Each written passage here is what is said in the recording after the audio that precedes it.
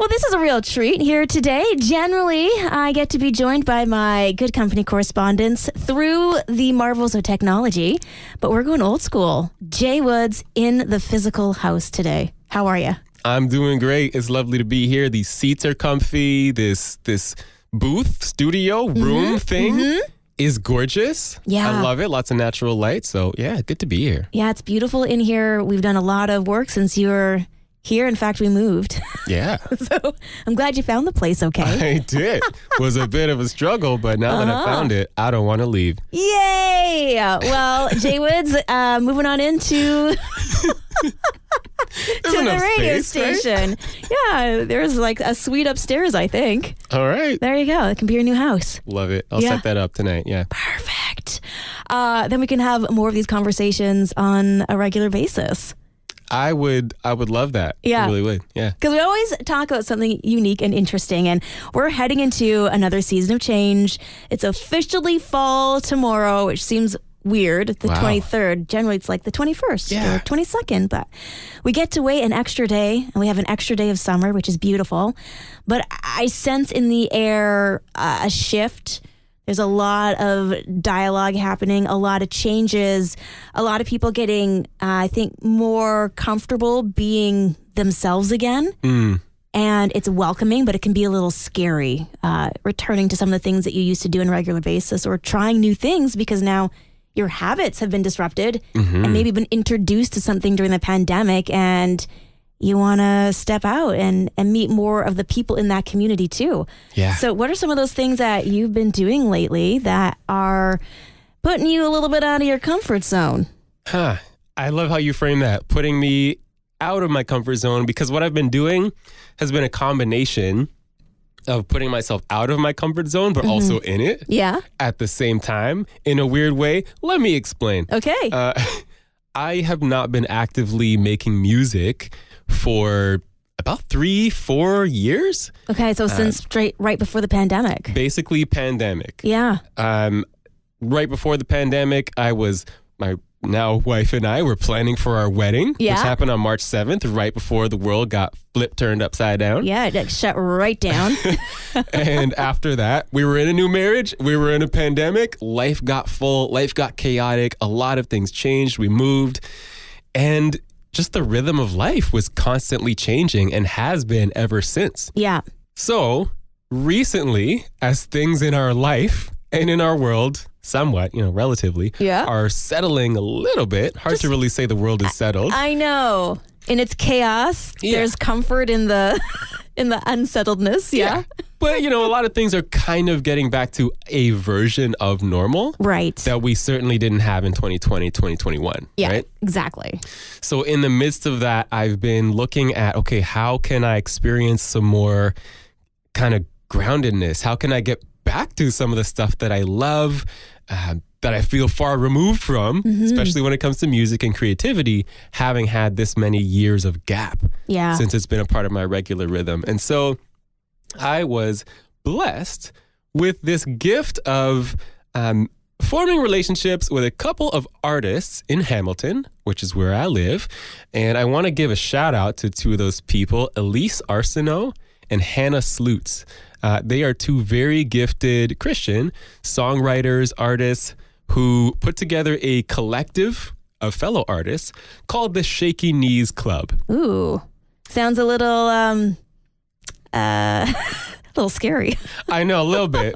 And it is. That's the point. Our knees shake when we're scared, when we're nervous, when we're feeling anxious about something. And the point of the Shaky Knees Club is you take a handful of artists, there's 7 or 8 of us, throw us in a backyard or in someone's basement, and we share songs together, new songs that haven't been shared with the world yet, that haven't been made perfect yet. And we support each other with that. We cheer each other on in the strengths of our new creations, and we help each other revise and work through some of the challenges or the words and lyrics that aren't quite sticking. And in experiencing this like monthly gathering and then doing a show together, it has helped me get back in touch with this experience of writing, recording, and performing in a way that has made it okay for me to be anxious in a way that has just kind of like injected a kind of expectation that we're not going to feel super confident in every part of this experience. It's made it safe for things to be messy. Yeah. Which is exactly what I've needed after such a long break away from what was once more comfortable for me. I love that so much because I feel often we have this expectation of ourselves that when we present something like a song, maybe you're going to church and you're going to do the readings of the Bible, you feel like, I have to be perfect. And yet we don't have to be. We just have to come as we are. Yeah.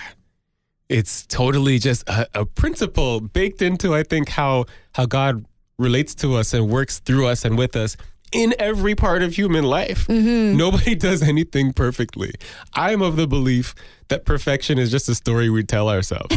If I'm telling myself that I did that report at work perfectly, I'm just telling myself I did so much for myself to feel a certain level of confidence about it. But what is perfection really? Because somebody else would have produced something entirely different. So I'm in this space of thinking about other areas of my life where I'm wanting to reconnect to the comfort that I once had in things that were a part of my regular rhythm that have been since disrupted. Even just little practices like journaling, which is something I used to do but now feels weird. Or having a morning routine of just prayer and meditating. Just different parts of my day that once were regular that because of the chaos of it all haven't quite looked the same. And I'm curious for you, Holly, if there's anything that you want to get back to, something that hasn't felt as familiar or comfortable that you'd like to feel comfortable and familiar again. Yeah, it's an easy one. I make jokes about it all the time on the show. It's working out. Hey. Yeah, I was just saying how I was training for my winter body. Never heard that one before. Because I made it up. Listen. That's why. Body is all seasons, okay? Exactly. And you got to have some extra softness in the midsection to ward off the coldness of winter. Built-in sweater. Exactly. Yeah. So, but I do miss working out. I've had it a part of my life for so long that it's noticeably helping me with like mental health. Being able to walk up the stairs and keep up with my kids. And so past 2 years, everything was kind of jumbled. And we had a big transition, right, from moving provinces, Alberta to Ontario. And it just threw everything up in the air. Wow. And so that's something that I'm actively trying to figure out how to fit back into my life. And it's challenging. Because you want to do a good job. You want to make sure I have enough time so I can be perfect in the schedule that I'm setting out. And then sometimes you miss and you think, I've fallen off the bandwagon already. And it's hard to get back on again. It is. I empathize with that. I cheer you on as you try to do what you can to get back into that rhythm. And also I realize sometimes we can just throw at it what we have. Exactly. Yeah, I didn't have it in me to go book a show and do a 40-minute set and record a whole entire album, but I did have space to connect with some new friends in a basement and share a messy new song that wasn't quite done. Yeah. And just the surge of inspiration and encouragement that can come from that, of, I did this much, was incredible.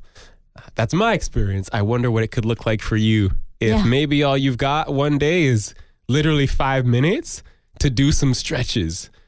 10 minutes before the day starts, if that's possible. Nope, but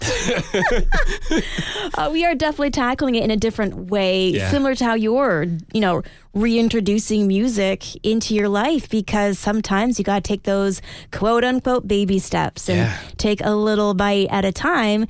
And then you start building the resilience. You start getting more into the habit, and it is a process. It's not a destination. So, reframing the idea of working out in that regard has been really helpful. So now I go for walks in the day with our engineer, and that's a few steps in my day. And I love that. It gets me moving. And, doing the stretching at the end of day to calm myself down has been something that I'm starting to incorporate in little ways as I can. And it becomes more frequent as I go on, as long as I approach it in that regard. Yeah. You're starting from where you're at. Yeah. Even if your knees shake a little bit in the process. For you, because of the nerves. For me, because of the sheer pain.